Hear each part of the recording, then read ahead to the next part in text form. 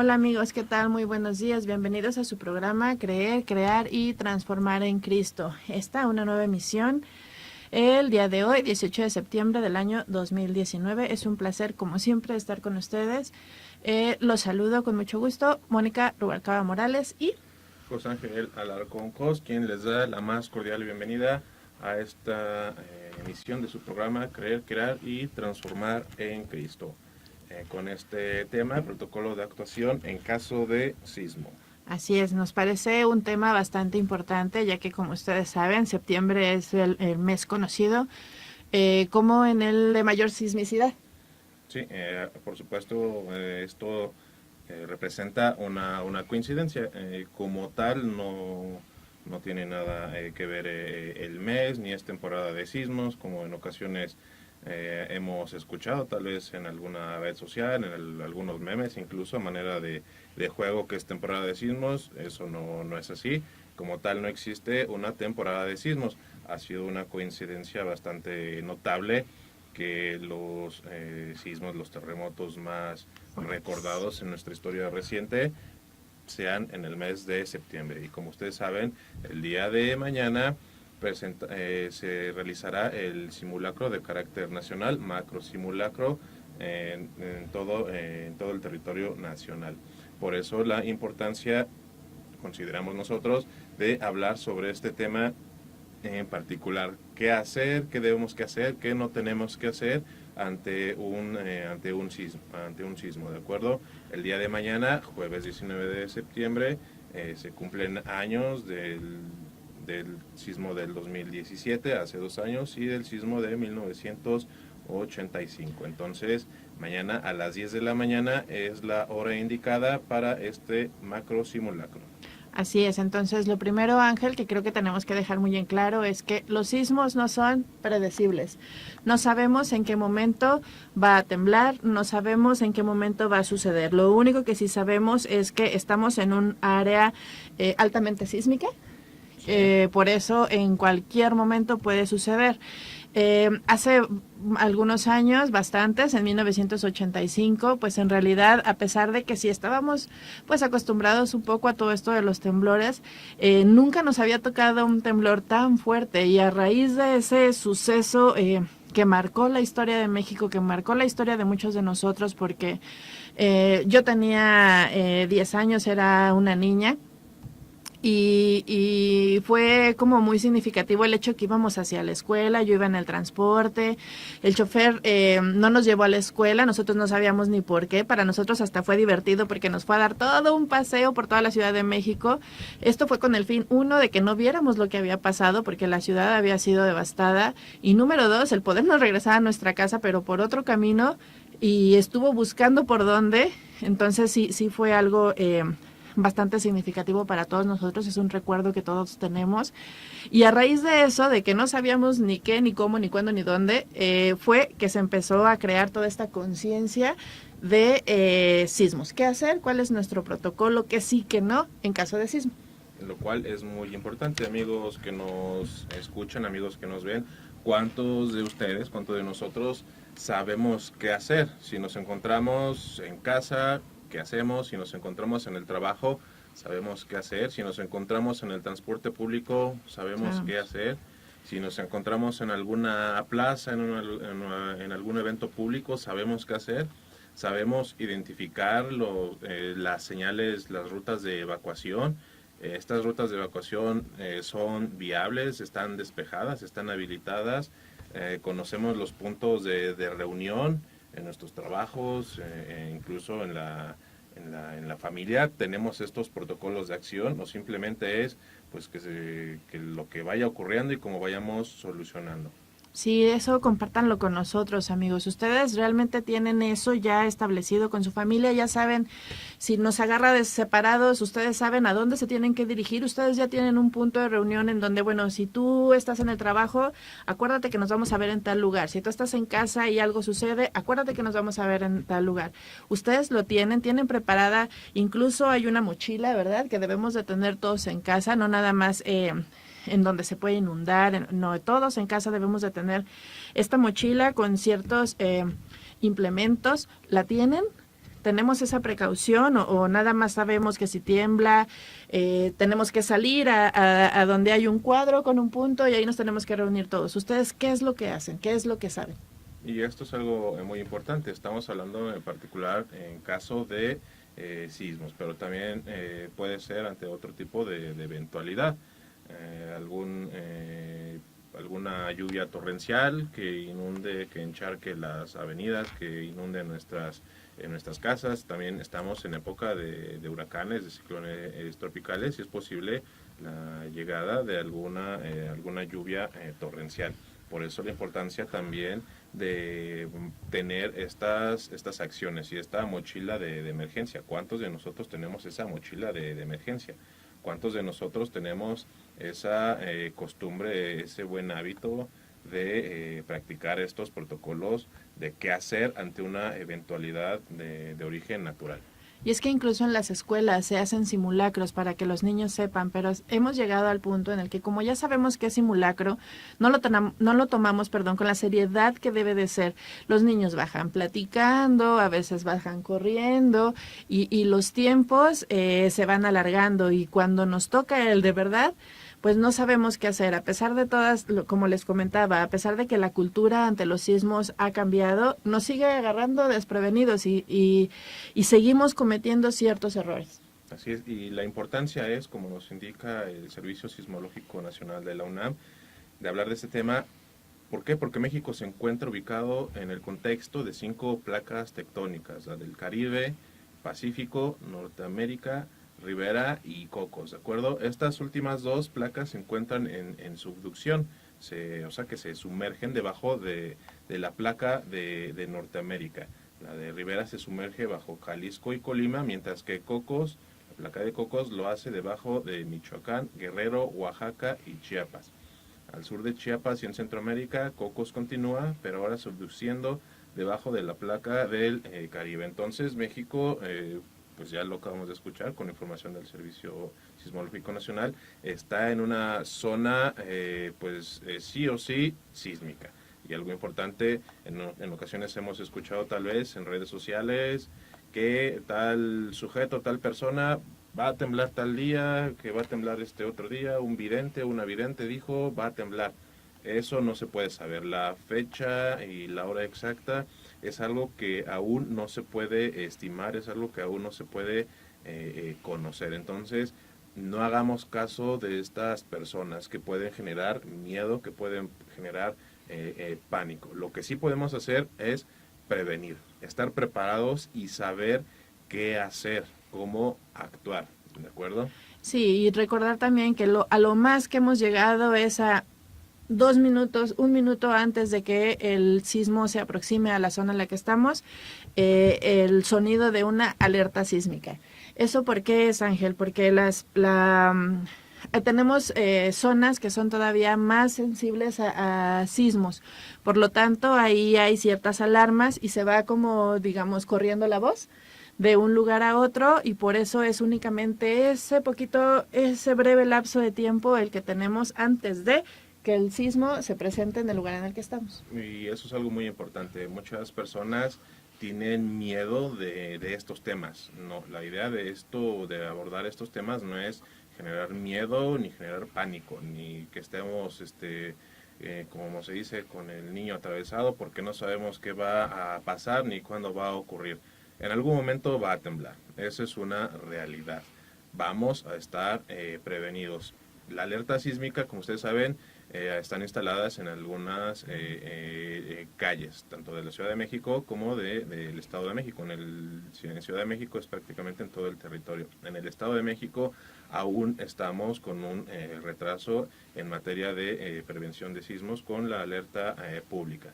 Lo que también podemos hacer es descargar alguna aplicación en nuestros dispositivos móviles. Hay algunas que son de acceso gratuito y hay otras que son de paga, pero es una paga realmente simbólica de 15, 20 pesos al mes. Entonces, considero que es una buena inversión. Mucha gente dice, es que me da miedo tener la alerta sísmica, me da miedo el sonido.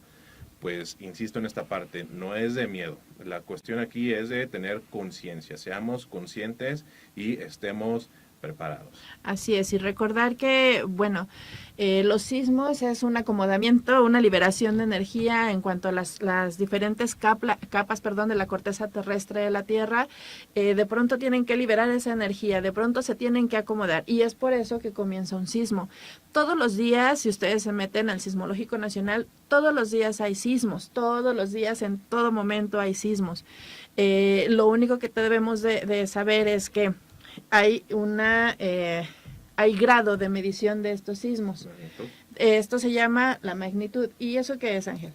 Pues es lo que nos va a indicar la energía liberada durante uno de estos movimientos. Algo importante es que los sismos es una vibración de la Tierra producida por una liberación rápida y espontánea de energía, ¿de acuerdo? Lo más frecuente es que esta energía se produzca por el movimiento o rompimiento de la corteza terrestre, y de acuerdo a la cantidad de energía liberada será evaluada su magnitud.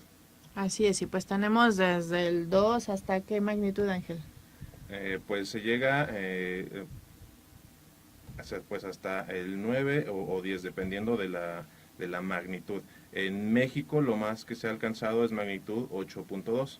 ¿Que fue en septiembre del 85 o el nuevo? El del 2016. 17, perdón. Sí, que ocurrió en Chiapas. El del 2017. Entonces, fíjense bien. Por ejemplo, en Twitter, yo sigo el Twitter del Sismológico Nacional, y es lo que les decía. Cada rato llega alguna notificación de que tembló en tal lugar, pero las magnitudes son realmente leves. Simplemente es ese acomodamiento, esa liberación de energía que les platicábamos, y ya. Entonces tampoco hay que asustarnos. Simplemente, como dice Ángel, estar prevenidos, todo con el fin de saber cuál es el protocolo y cuál es el actuar más conveniente ante esa situación. La alerta sísmica, también considerar, nos da un tiempo de anticipación. No es como tal una regla, una ley que va a llegar el sismo en 30 segundos, en 60 segundos o nada de eso.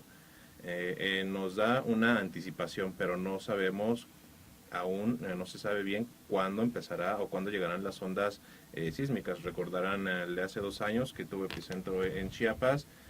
La alerta sísmica sonó en la noche y los movimientos llegaron a percibirse hasta un minuto y medio después.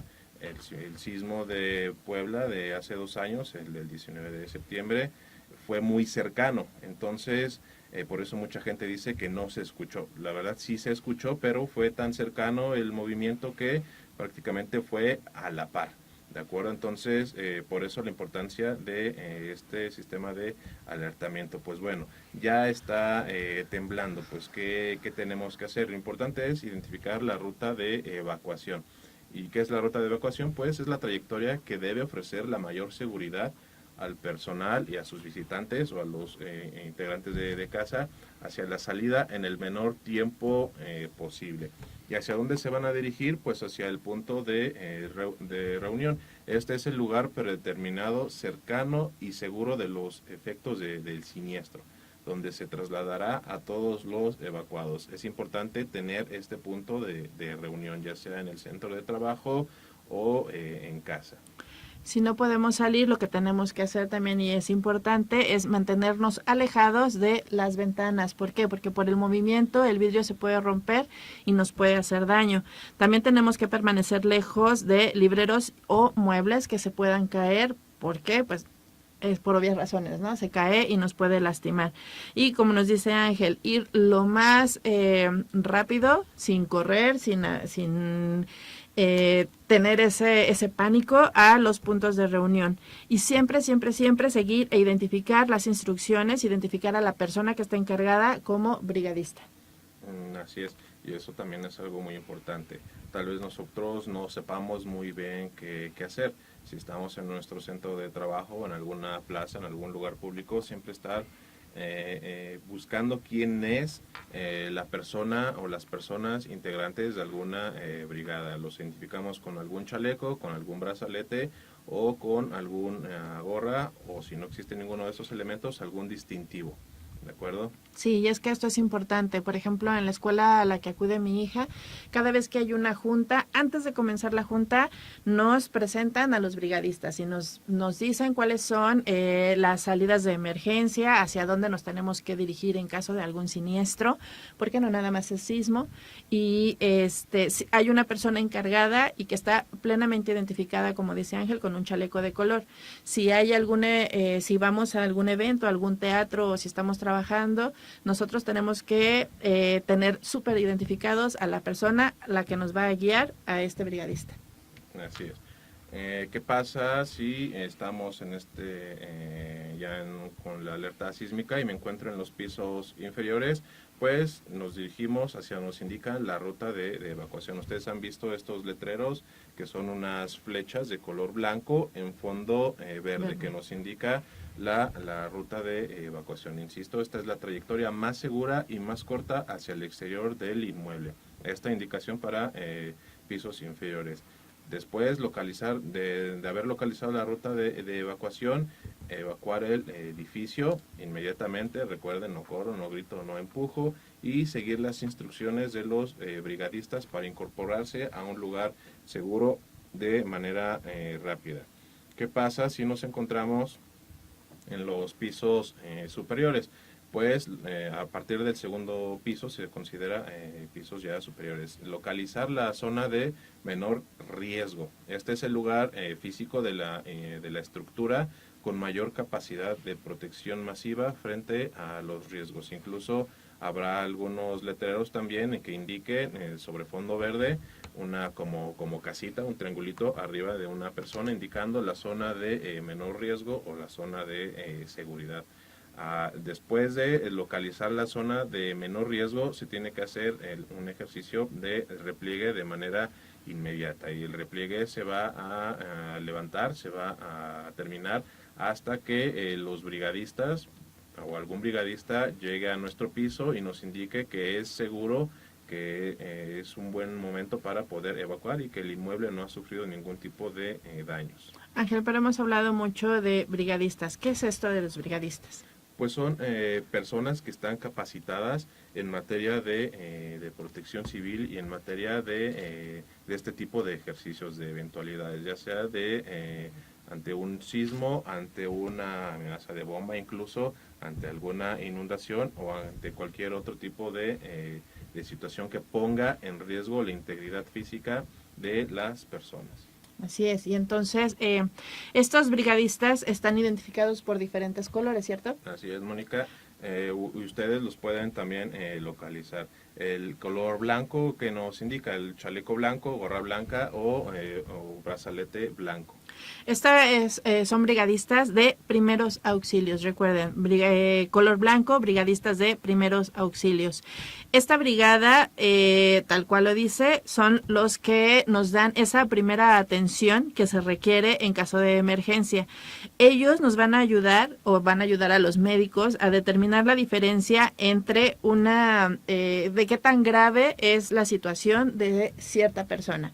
Es decir, si requiere de atención médica o si nada más se torció el brazo y puede esperar un poco, eso es lo que nos indican los brigadistas de primeros auxilios color blanco. El chaleco color blanco, gorra blanca, brazalete color blanco. También tenemos a la brigada de combate contra incendio. Ellos utilizan como tal un distintivo de color rojo, ¿de acuerdo? Y la función principal de esta brigada es eliminar los riesgos que puedan inducir al fuego en las diferentes áreas o centros de trabajo que por diferentes circunstancias manejan material flamable o conductor de calor, ¿de acuerdo? Entonces el chaleco que utilizan, si es el caso, es de color rojo.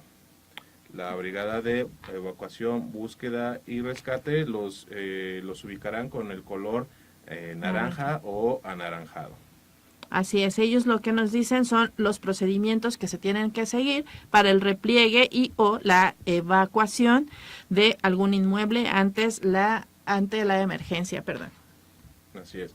También tenemos la brigada de seguridad. A ellos los ubicamos con el color azul marino. Esta brigada se integrará preferentemente si es en el centro de trabajo, con los vigilantes o personal de seguridad de cada área o instalación.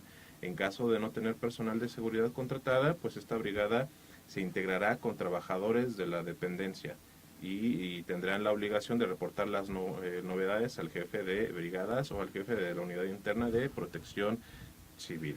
Sí, también tenemos la brigada de búsqueda y rescate, que son también ellos, ¿no? Los del chaleco azul. Sí. Ellos pues se encargan, ya pasado el evento, de ubicar y rescatar a las personas que están atrapadas en alguna parte del área afectada, del inmueble afectado.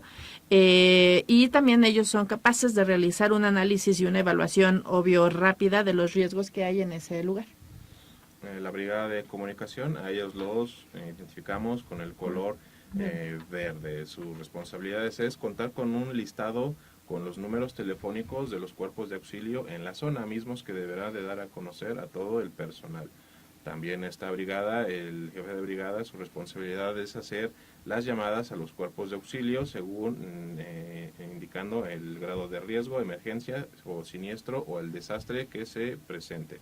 En coordinación con la brigada de primeros auxilios, tomará nota del número de ambulancia, nombre del responsable, dependencia y el lugar donde será remitido el paciente y realizará la llamada a los parientes del lesionado. Esto es algo muy importante. ¿Cuántos de nosotros también tenemos estos números de emergencia? ¿Cuántos tenemos el número de algún hospital cercano? Tenemos el número de protección civil para una fuga, reportar alguna fuga de gas. Tenemos el número de la policía. Tenemos este listado, este directorio con números de emergencia. Está actualizado porque en ocasiones tenemos la agenda, pero ya es una agenda, ya está toda pues amarillenta incluso, ¿no? Entonces, no solo es tenerlo, sino estar actualizados. Y también estar actualizado con los teléfonos de todas las personas, ya sea de nuestros integrantes de la familia o de los compañeros también de trabajo. Y es que hace poco platicaba con Ángel sobre los teléfonos, ¿no? Que muchas veces el teléfono celular, las redes sociales, el internet nos ha hecho la vida más fácil, pero por otro lado también nos ha hecho un tanto distraídos. Yo me acuerdo que cuando era niña me sabía los teléfonos de mi mamá, el de la casa, el de mi tía, el de mi abuelita, y sin ningún problema levantabas el auricular y marcabas y ya te lo sabías. Hoy en día el hecho de simplemente apretar un botón o hacer un número, ya tenemos los números ahí registrados y ya ni siquiera nos aprendemos, bueno, a veces ni siquiera el de nosotros. Entonces, aquí es importante esto que dice Ángel, realmente tener a lo mejor en el refrigerador, a lo mejor junto al teléfono y siempre en los números de nuestro celular, ya guardados los números de emergencia, porque es importante que por lo menos nos sepamos uno, que nos sepamos el de nosotros, que nos sepamos el de nuestra mamá, el de nuestro esposo, el de nuestra pareja, de quien la persona a la que tenemos que estar en contacto. Los niños, mi hija creo que ni siquiera se sabe el teléfono de la casa, entonces sí es importante esto, el tener a la mano los teléfonos y si no se tienen a la mano, pues por lo menos sabernos de memoria el de emergencias, porque luego no sabemos qué hacer. También nos la han puesto más fácil. Hoy en día marcas el 911 y ya tienes acceso y ellos ya te van remitiendo a quien tenga que ser, pero aún así a veces en el momento no sabemos qué hacer. Entonces es importante esto, platicar con nuestros hijos, sentarnos a la mesa como familia y decir, número 1, en qué lugar nos vamos a reunir en caso que estemos separados. Número 2, marcar tal teléfono en caso de emergencia.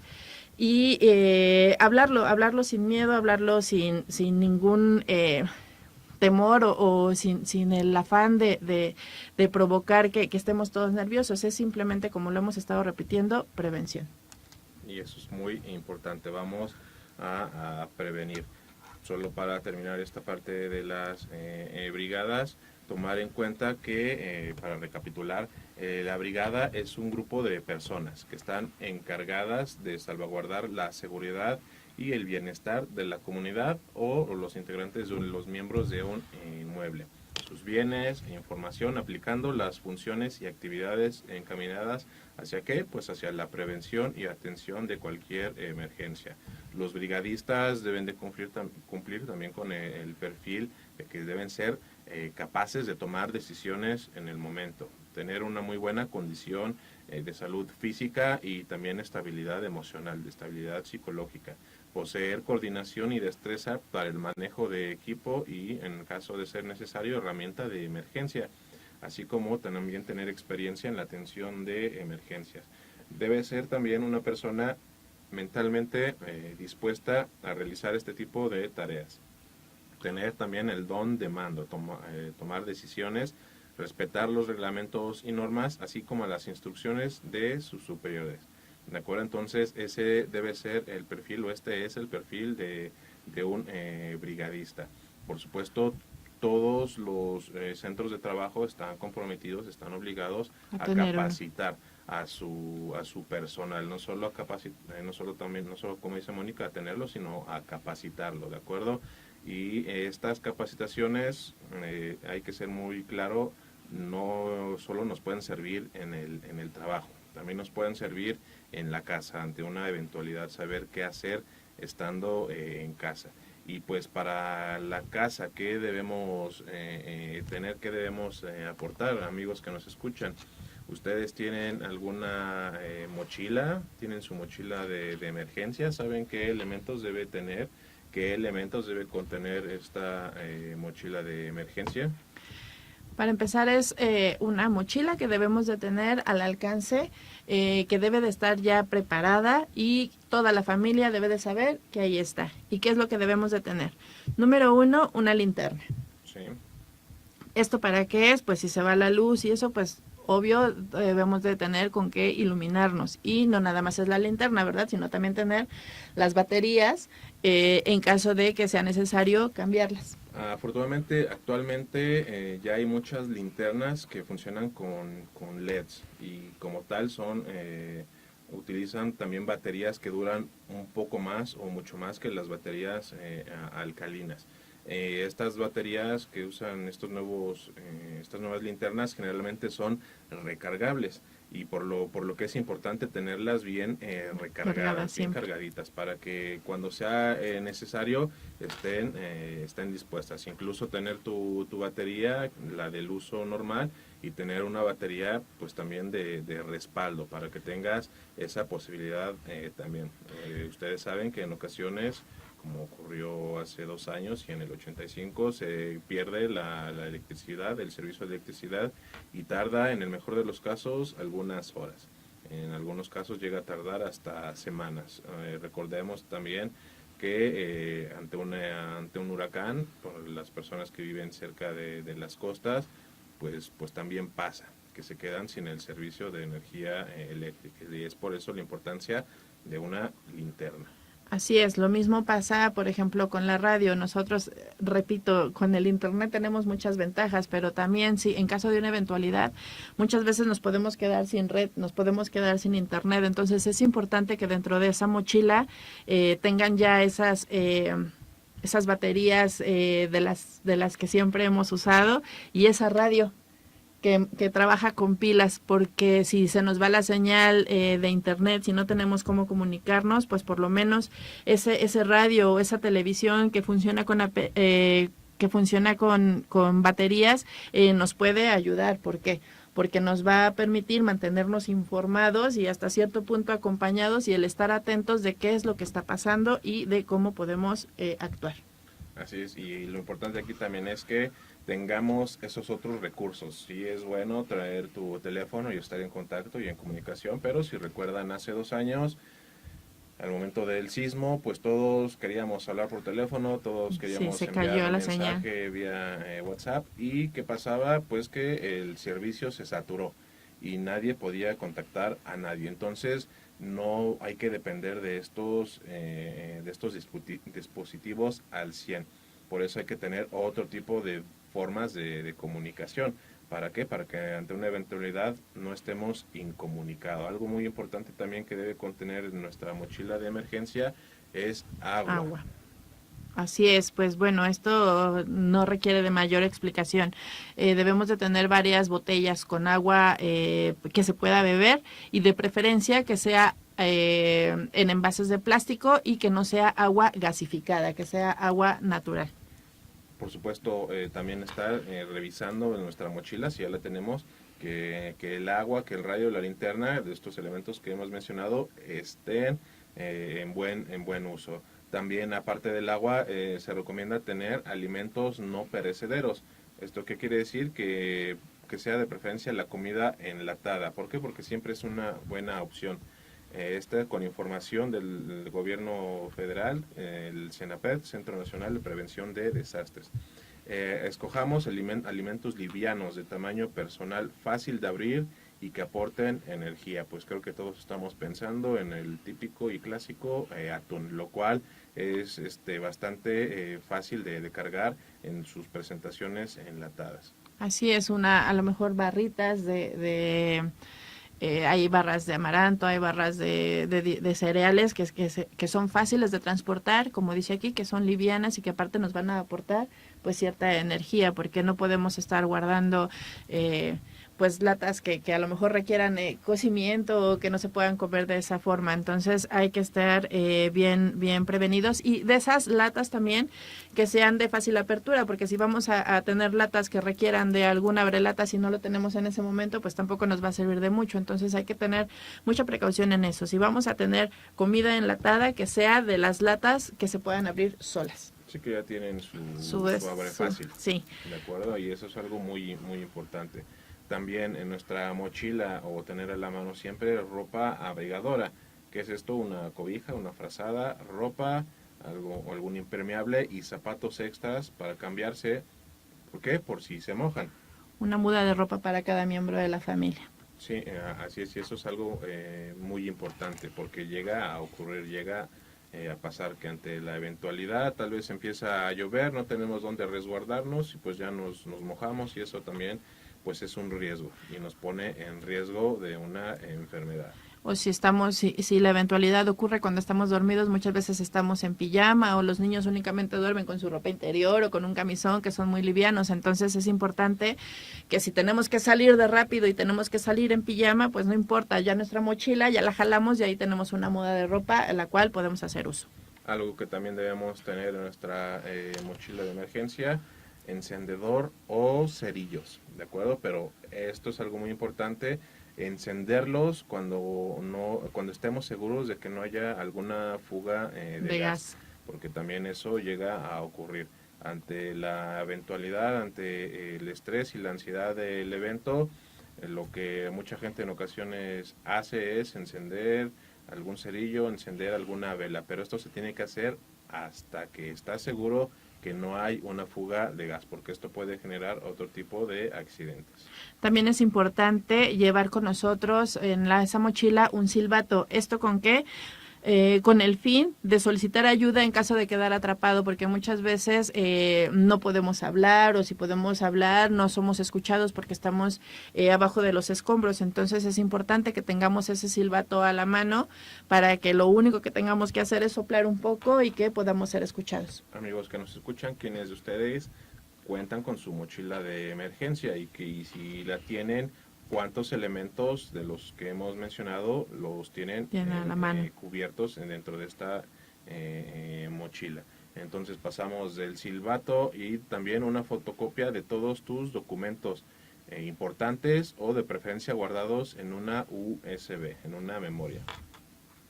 Así es, podemos hacer uso de la tecnología. Antes se nos decía que guardáramos todos los documentos dentro de una bolsa, por si se mojaban, por si esto, por si el otro. Ahora tan sencillo como tener en una USB todo eso. También fotos de nuestros familiares dentro de esa fotocopia de los documentos, fotos de nuestros familiares, por si llega algún momento en el que tenemos que buscarlos, pues únicamente ya tenemos ahí la foto de las personas a las que estamos buscando, y es más fácil a veces una identificación visual.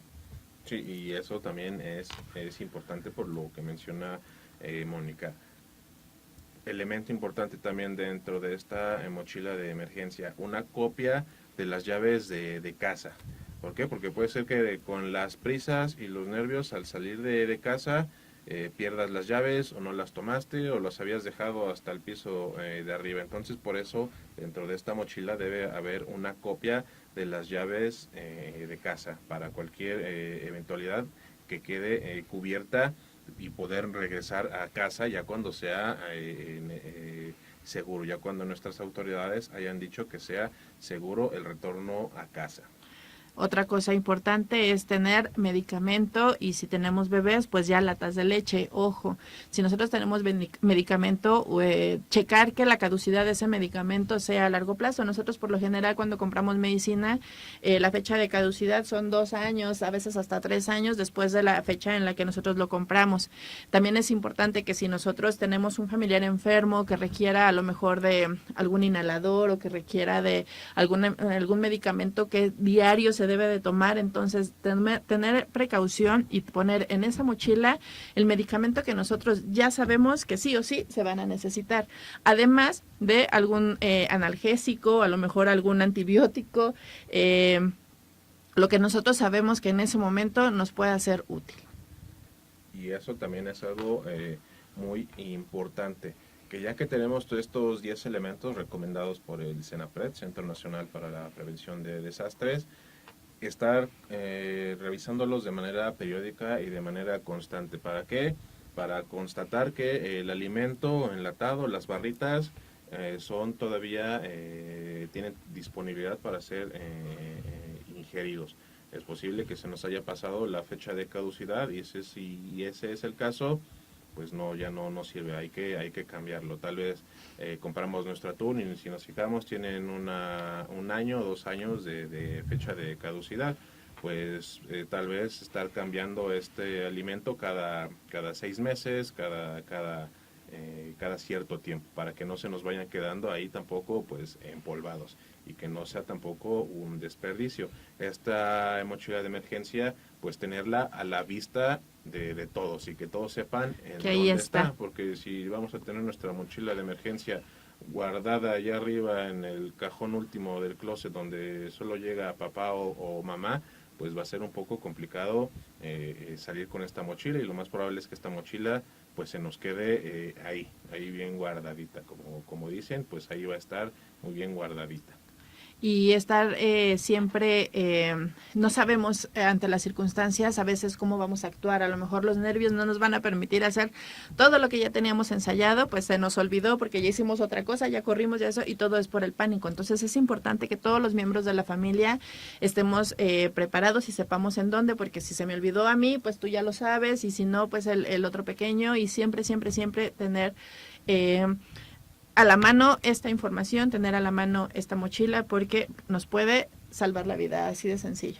Y eso es algo importante. Como saben, mañana es el macro simulacro. Participar de todos estos ejercicios. ¿Para qué? Esto es un entrenamiento. Mientras más lo hagamos, más posibilidades vamos a tener de hacerlo de manera exitosa. Que si mi compañerito, que si mi vecinito, que si tal lo toma a juego, que él lo tome a juego. Yo lo voy a tomar con la seriedad necesaria porque puede salvar mi vida, puede salvar la vida de algún compañero, de algún amigo o de algún familiar.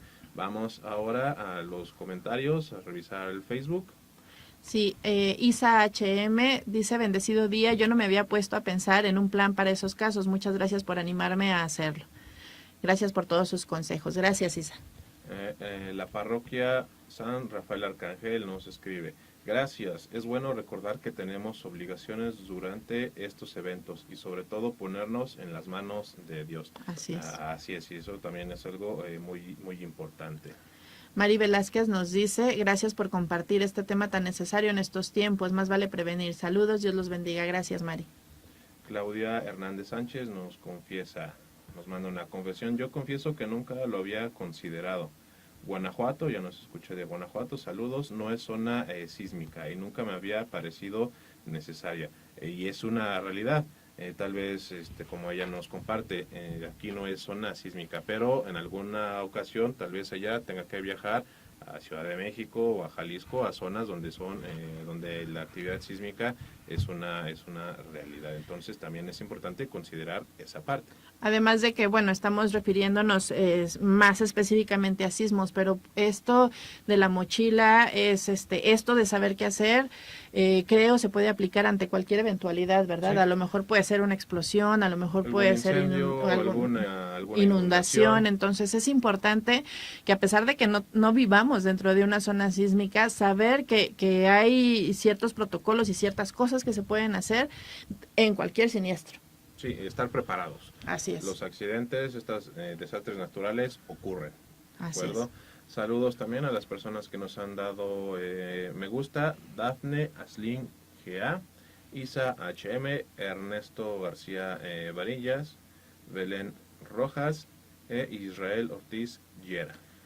También un saludo a la parroquia de San Miguel Arcángel, a Mari Velázquez y a Brenda Yáñez. Gracias a todos por sus saludos, por Así es. estarnos escuchando. Recuerden que la clave de esto es la prevención y que participemos de manera activa en todas estas actividades de simulacros. Así es, y de verdad tomárnoslo muy en serio, porque lo que se haga, lo que se aprenda, puede salvarnos la vida.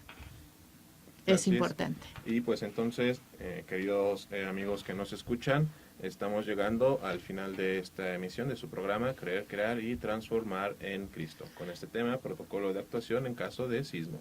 Y recuerden, todos los temas, todos aquí trabajamos con mucho ánimo, con mucho entusiasmo para estar cerca de ustedes con temas interesantes. Entonces, lo único que les pedimos es que nos escuchen y que compartan y que participen. Así es, Nada participemos más. todos. Muchas gracias, tengan un lindo día, cuídense todos, estemos alertas, estemos al pendiente. Ánimo, bonito día. Hasta la próxima.